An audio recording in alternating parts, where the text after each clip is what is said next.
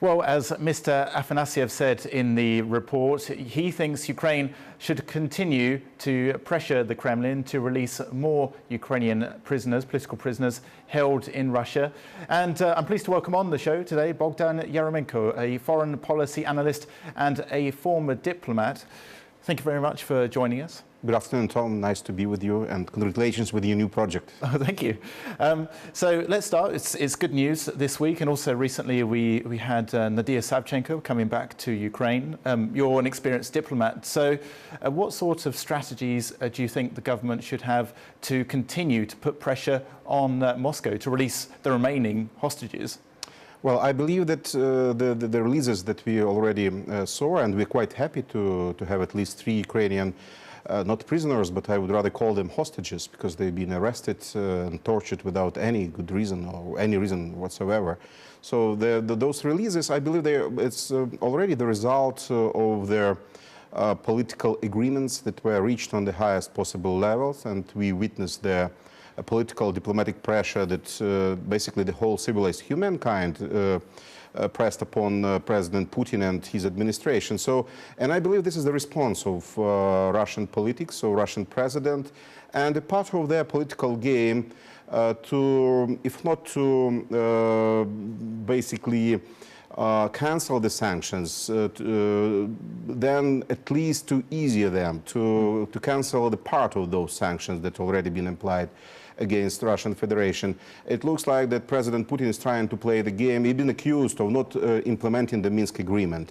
And there are some things that he really needs to do to impress the whole, basically, humankind and the parties opposing him at the table of negotiations of doing something positive. So those releases probably is something President Putin will try to use to bargain the next steps on behalf of the European Union and United States in the context of sanctions. Yeah, and it's important for Ukraine to actually continue to highlight these captives or hostages in Russia. So what sort of efforts are being made on a broader scale to highlight the Crimeans, Tatars especially, who are still being kept there? Because, for example, now there's a lot of world events. We have Islamic State, a migrant crisis. So how can Ukraine bring this maybe topic to the top of the agenda?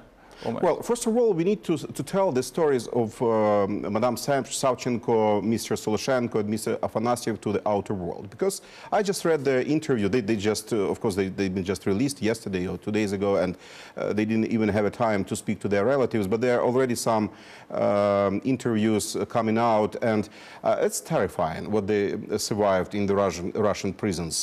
They've been the beating, and very brutal beating, was the less horrifying part of the tortures.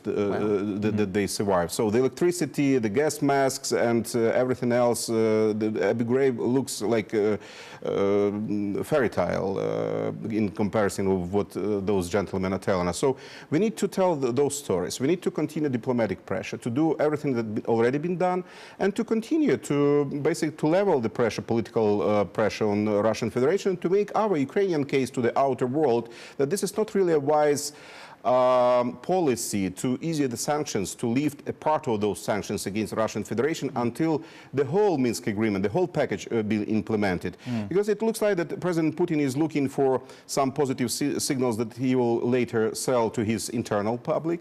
And he will also reach some success in trying to break the diplomatic and political blockade. Which is what he's trying to do. Yes. Yeah. Basically, we shouldn't be allowing him to do this. And this is a Ukrainian case which should be clearly and loudly sent to the outer world. This is the wrong practice to basically to inspire a dictator and the leader of the country invading neighboring countries with the hope that he might escape their necessity to answer the questions. And it must be tough for Ukraine to come up with an effective strategy as well, because it must be difficult for the country to still support Crimean Tatars who are being persecuted, the homes are raided, and we had this ATR TV channel. So this is again the separate case which needed to be broadcasted to the outer world clearly.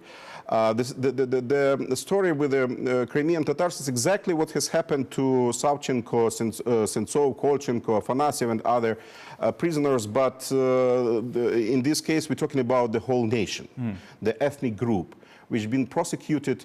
And basically, this is already surviving something of the genocide.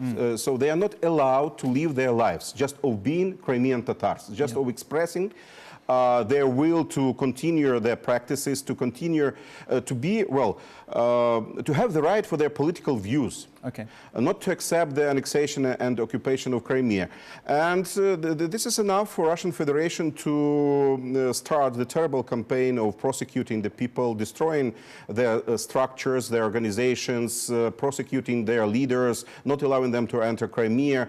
Right now we basically surviving this nation and surviving, and we see the next stage of Russian campaign against the Crimean Tatars, the massive arrests. The arrests that taking place on the massive scale. Of course, we're talking about the activists, so they're not arresting like Mr. Stalin did the whole nation.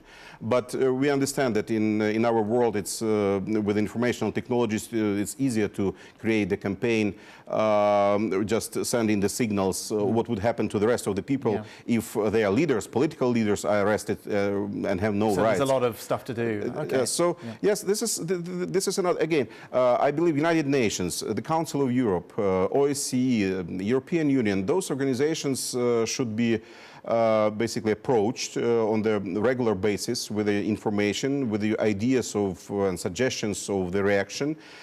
This is something we cannot allow to happen because it's another genocide in today's Europe.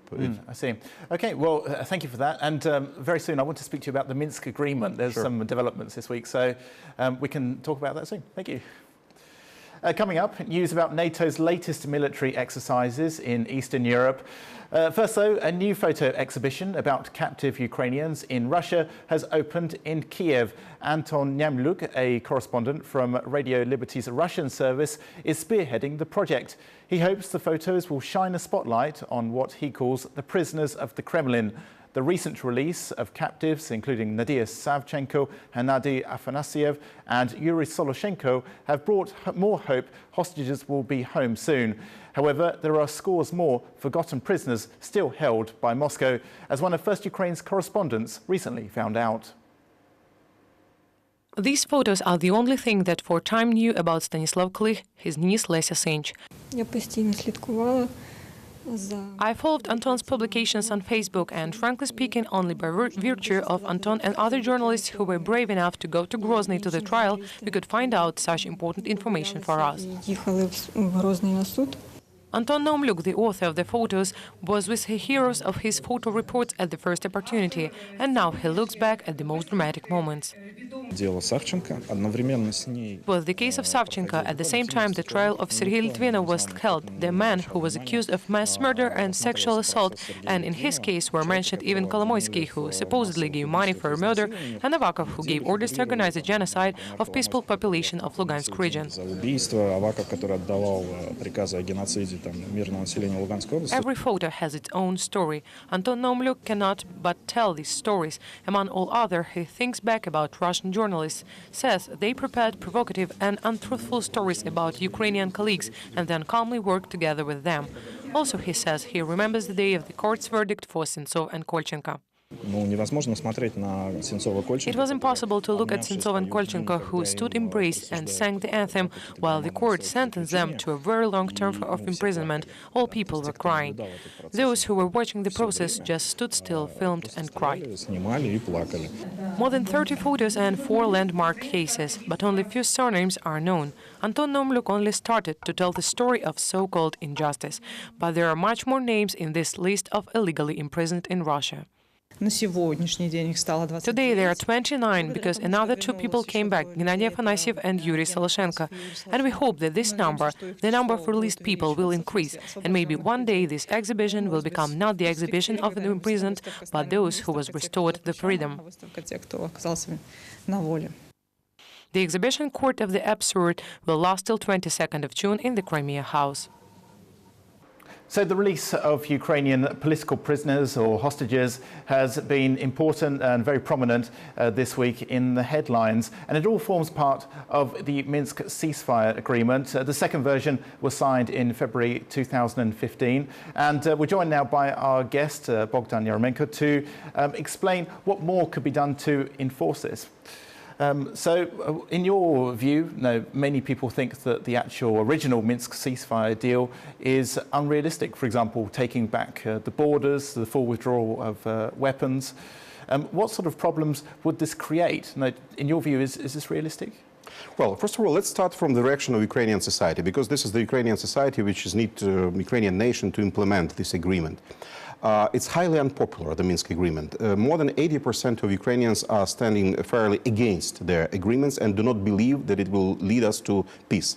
And they're right, because we see that there is no such a thing as a ceasefire taking place in the east of Ukraine. Later on, the Minsk Agreement is not covering the issue of Crimea. So it means that should the Minsk Agreement by some miracle be implemented, it will not bring the peace to Ukraine, the restoration of territorial integrity and sovereignty over the whole territory of Ukraine. And also the agreement itself. Maybe 2 years ago, when the first version of agreement being negotiated in Minsk, some people were thinking that it's possible to take those territories back overnight after the elections. So it's enough to conduct the elections, and then peacefully overnight those territories will turn to be again Ukrainian. As it was before. Almost. Yes, but right now this is not going to happen this way. So we need to have some transitional period, because first of all, there are a lot of people being killed on both sides, and people are uneasy on each other. So we need to calm down the situation. After, of course, the ceasefire, which has not been reached so far, and this is when Ukrainians are talking about the implementation of the Minsk Agreement, they mainly thinking and talking about the ceasefire. This should be the precondition of any other talks and any other activities conducted by Ukrainian state, including the changes to the legislation, preparation to elections, so far, so far, so far.